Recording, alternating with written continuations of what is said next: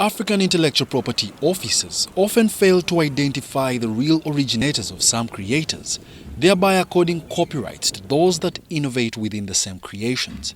President Yoweri Kaguta Museveni's concern is that at what point is one eligible to register a copyright or patent of that creation? Some of these products are indigenous, like the song they said I'm the one who composed it. No, I didn't compose it.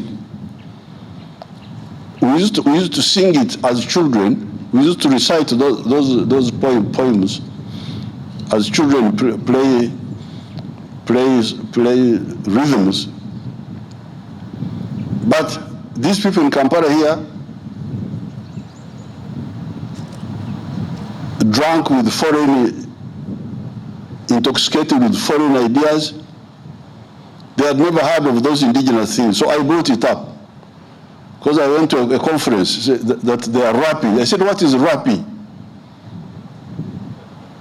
But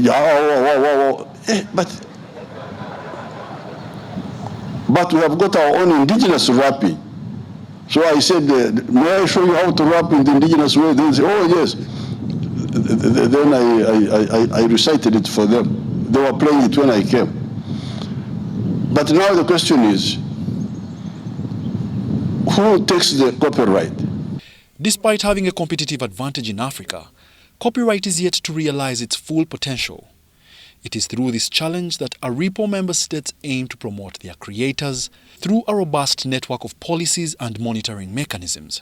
In this case, Your Excellency, Uganda has a national IP policy, and the policy would stipulate who owns what depending on the contracts the professors and the scientists and the universities have. There are levels of protection. The community, those which are communally owned, those which are individual, it depends on the creativity you bring to the process. At this conference, ministers are expected to sign the protocol on voluntary registration of copyright as a show of acceptance and adoption, which will come into force 3 months after 5 states have deposited their instruments and ratifications. Your Excellency, in our midst we have ministers and heads of intellectual property offices from 20 member states of Aripo, that is the African Regional Intellectual Property Organization, who have traveled here from the various capitals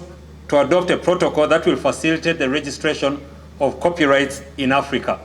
Your Excellency, the event has been going on for a couple of days, started sometime last week, and the ministers are here to seal it off.